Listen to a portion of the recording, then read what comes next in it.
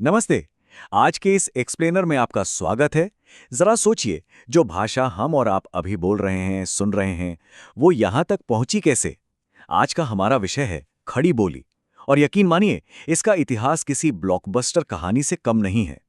700 सालों का एक ऐसा लंबा और शानदार सफर, जहां एक छोटी सी क्षेत्रीय बोली भारतीय सिनेमा और प्रशासन की सबसे बुलंद आवाज बन गई।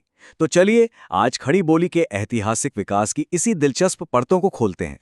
तो आइए सीधा आज के रोडमैप पर नजर डालते हैं। इस पूरी कहानी को हम 5 रोमांचक हिस्सों में बांटकर समझेंगे। इसके शुरुआती जन्म से लेकर दक्षिण भारत की तरफ इसका अप्रत्याशित सफर, फिर 19वीं सदी के वो बड़े संस्थागत बदलाव, भारतेंदु युग का वो शानदार पुनर्जागरण और आखिर में इसका आज का आधुनिक स्वरूप। शुरुआत करते हैं पहले चरण से, यानी खड़ी बोली का जन्म। और आपको बता दूं, आज की इस विशाल भाषा को समझने के लिए हमें इसके बहुत ही सादे और आम से दिखने वाले प्राचीन जड़ों तक वापस जाना होगा। तो सबसे पहले इसका बेस यानी भाषाई आधार समझते हैं। खड़ी बोली को प्राचीन काल में कौरवी कहा जाता था और इसकी जड़ें जुड़ी हैं शौरसेनी अपभ्रंश से। अब ये नाम थोड़ा भारी लग सकता है, लेकिन सच यही है कि यही वो प्राचीन रूप है जिस पर हमारी आज की मानक हिंदी खड़ी है। वैसे इसके सबसे शुरुआती सुराग हमें सिद्ध और नाथ परंपराओं के पुराने साहित्यों में ही देखने को मिल जाते हैं। अगर हम नक्शे पर देखें तो एक राष्ट्रीय भाषा बनने से बहुत पहले ये महज उत्तर भारत के कुछ खास इलाकों की आम बोलचाल की भाषा हुआ करती थी। देहरादून के मैदानी इलाकों से लेकर सहारनपुर, मुजफ्फरनगर, मेरठ, दिल्ली, बिजनौर और मुरादाबाद तक। बस इन इलाकों के लोग इसे अपनी रोजमर्रा की जिंदगी में बोलते थे। तब शायद ही किसी ने सोचा होगा कि एक दिन ये भाषा पूरे देश को जोड़ेगी। अब यहाँ इतिहास का एक बड़ा ही दिलचस्प, बल्कि कहूँ तो चौंकाने वाला फैक्ट सामने आता है। हम अक्सर खड़ी बोली को बाद के आधुनिक कवियों से जोड़कर देखते हैं, राइट? लेकिन इसे सबसे पहले कविता की भाषा के रूप में अपनाने का श्रेय जाता है महान सूफी संत शेख फरीद शकरगंज को। जी हाँ, उन्होंने ही सबसे पहले इस आमजन की बोली को उठाकर साहित्य के पन्नों पर सजाया था। फिर आती है 14वीं सदी और अमीर खुसरो इसे एक बिल्कुल ही नया मजेदार अंदाज देते हैं। तारों से भरे आसमान पर उनकी वो मशहूर पहेली तो आपने सुनी ही होगी, एक थाल मोती से भरा, सबके सर पर औंधा धरा। कमाल की बात यह है कि आचार्य रामचंद्र शुक्ल जैसे बड़े इतिहासकार भी ये देखकर हैरान रह गए कि 700 साल पुरानी ये बोली आज भी कितनी फ्रेश और मॉडर्न लगती है ना कमाल? और जैसे जैसे समय बीता, ये भाषा और भी ज्यादा मैच्योर होती गई। 17वीं सदी में जब संत मलूकदास जैसे भक्तिकालीन कवियों ने इसे अपनी आवाज दी, अजगर करे न चाकरी, पंछी करे न काम, तो ये पूरी तरह साफ हो गया कि खड़ी बोली अब सिर्फ पहेलियों तक सीमित नहीं रही। ये आध्यात्म और आम लोगों की भावनाओं को व्यक्त करने का एक बेहद पावरफुल जरिया बन चुकी थी। अकबर के दरबार तक आते आते तो इसका रुतबा एकदम से आसमान छूने लगा। अब्दुल रहीम खाने खाना, जिन्हें हम प्यार से रहीम कहते हैं, उनकी वो लाइन याद है, रहीमन पानी राखिए बिन पानी सब सून। ये उसी बढ़ते रुतबे का सबूत है। और हाँ, इसी टाइम पीरियड में एक और बड़ी चीज हुई। कवि गंग ने चंद छंद वर्णन की महिमा लिखी। इसे खड़ी बोली गद्य की, यानी पोइट्री नहीं, बल्कि पढ़े जाने वाले साधारण टेक्स्ट की पहली बड़ी कृति माना जाता है। चलिए अब इस कहानी के दूसरे और शायद सबसे अनएक्सपेक्टेड चैप्टर की तरफ बढ़ते हैं। दक्षिण की ओर पलायन, मतलब कैसे कुछ फौजी अभियानों ने उत्तर भारत की इस बोली को सैकड़ों मील दूर सीधा हैदराबाद और उसके आसपास के इलाकों में पहुंचा दिया। तो आखिर ये सब हुआ कैसे? देखिए, 13वीं सदी के आखिर में अलाउद्दीन खिलजी के सैन्य अभियान हुए। फिर मोहम्मद तुगलक ने अपनी राजधानी ही उठाकर दौलताबाद शिफ्ट कर दी।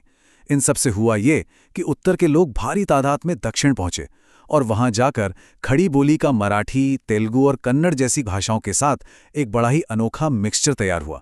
इसका ग्रामर यानी व्याकरण तो खड़ी बोली का ही रहा, लेकिन इसके ऊपर का जो आवरण था वो फारसी जैसा हो गया और इसी शानदार मिक्स से जन्म हुआ दक्षिणी हिंदी का। इस नई नवेली दक्षिणी हिंदी में एक से बढ़कर एक शानदार साहित्य रचा गया। मुल्ला वजी की सबरस को तो इस दक्षिणी हिंदी गद्य का सबसे ऊंचा शिखर माना जाता है। इसके अलावा ख्वाजा बंदा नवाज घिसूतराज जैसे रचनाकारों ने भी शुरुआती गद्य को खूब प्रमोट किया। इससे एक बात तो पक्की हो गई थी कि खड़ी बोली सिर्फ उत्तर भारत की जागीर नहीं थी, ये भौगोलिक सीमाएं लांघकर खुद को नए माहौल में ढालने में 100% सक्षम थी। अब छलांग लगाते हैं सीधे 19वीं सदी में।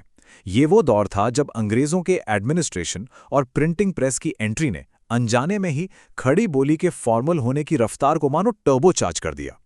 साल 1800 में फोर्ट विलियम कॉलेज में जो कुछ हुआ वो बहुत ही दिलचस्प है।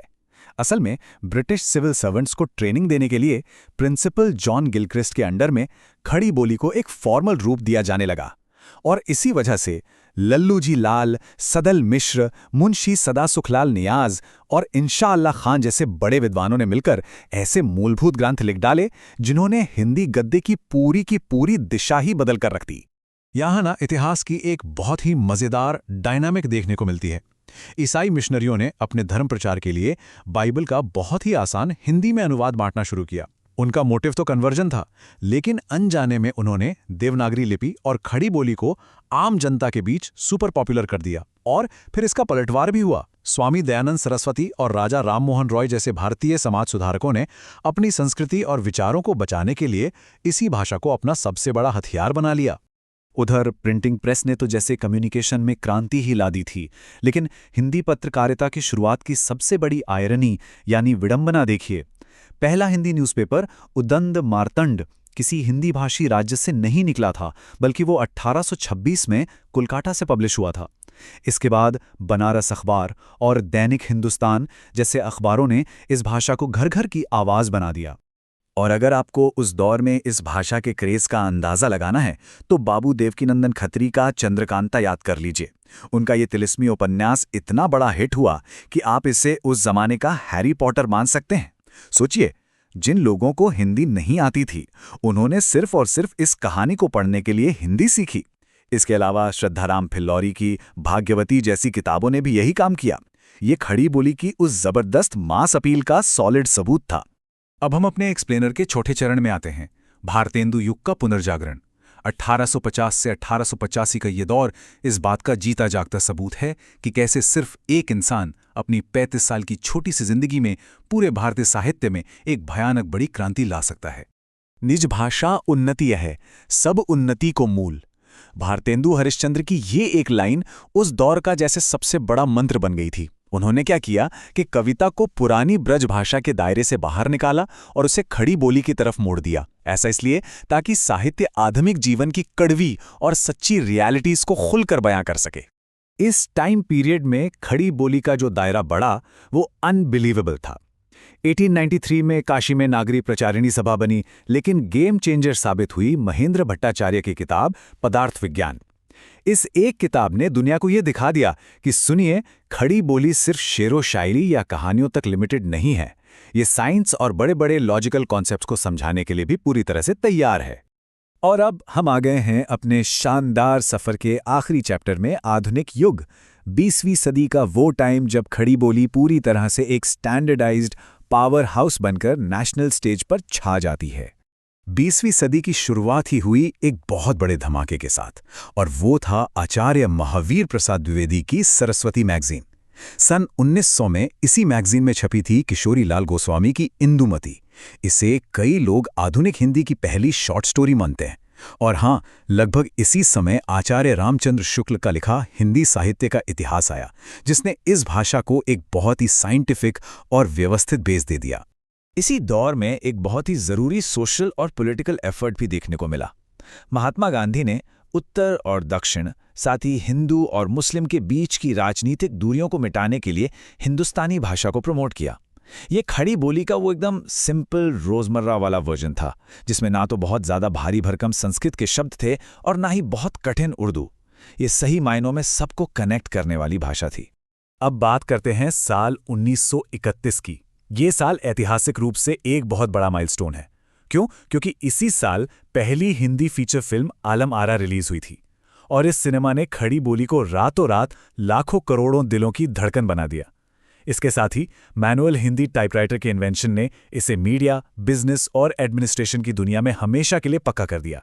तो सोचिए जरा, 13वीं सदी की एक साधारण सी क्षेत्रीय बोली से लेकर आज के आधुनिक सिनेमा, प्रशासन और इंटरनेट की दुनिया की सबसे बुलंद आवाज बनने तक खड़ी बोली का ये सफर कितना एक्स्ट्रा ऑर्डिनरी रहा है। लेकिन आज के इस एक्सप्लेनर को खत्म करने से पहले एक बड़ा सवाल मैं आपके साथ छोड़ जाना चाहता हूं। अब जब हम आर्टिफिशियल इंटेलिजेंस और ग्लोबल इंटरनेट के युग में जी रहे हैं, तो ये कमाल की भाषा आगे क्या नया रूप लेगी, इस पर जरूर विचार कीजिएगा। आज के इस दिलचस्प सफर में हमारे साथ जुड़ने के लिए आपका बहुत बहुत शुक्रिया।